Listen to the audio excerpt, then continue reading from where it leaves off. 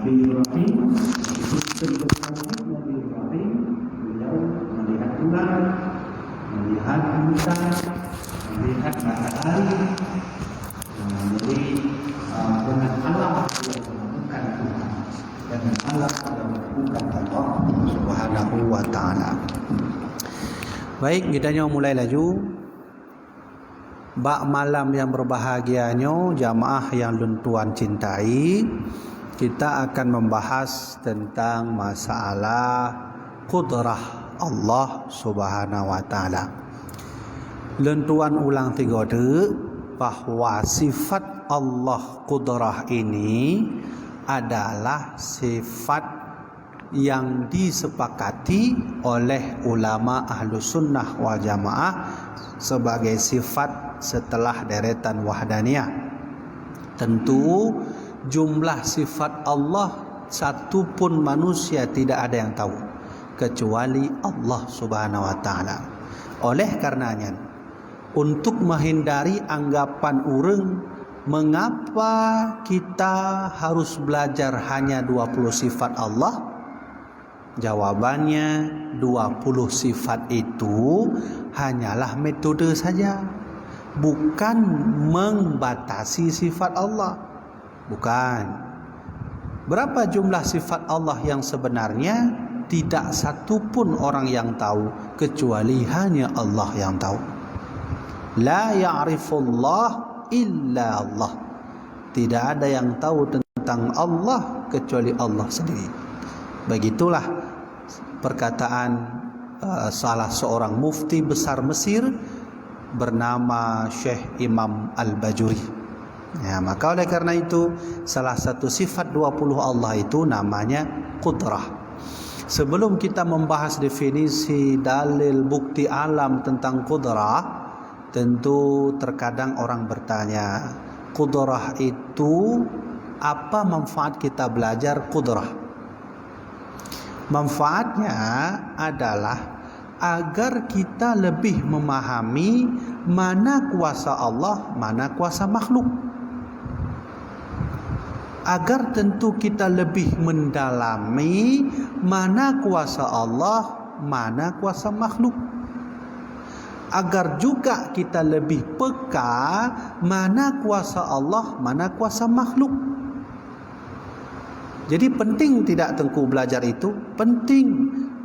Tujuannya agar kita tidak berlebihan takut dengan kuasanya corona terhadap kuasa Allah. Ya kan? Kita lebih takut dengan gerak-gerik kuasanya corona daripada kuasanya Allah. Ini yang membuat orang kafir. Mati karena takut corona, bukan karena corona. Yang bahaya. Bukan berarti luntuan sampaikan coronanya hana, bukan. Penyakit itu semua ada, dari Nabi Adam terus Nabi Muhammad terus roh kiamat, penyakit taunnya cuman harus diingatkan mana kuasa penyakit, mana kuasa Allah. Benar maksud tuan. Jadi fungsi kita belajar qudrah Allah ini tujuannya ke situ nanti. Yang kedua, fungsi kita belajar qudrah manfaatnya nanti adalah agar kita bisa lebih memahami keberadaan Allah Subhanahu wa Ta'ala. Baik. Qudrah artinya kuasa.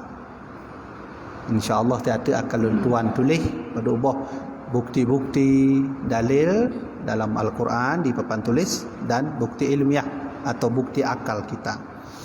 Qudrah itu secara bahasa menyata buka kamus artinya kuasa. Berarti yang memiliki kendali.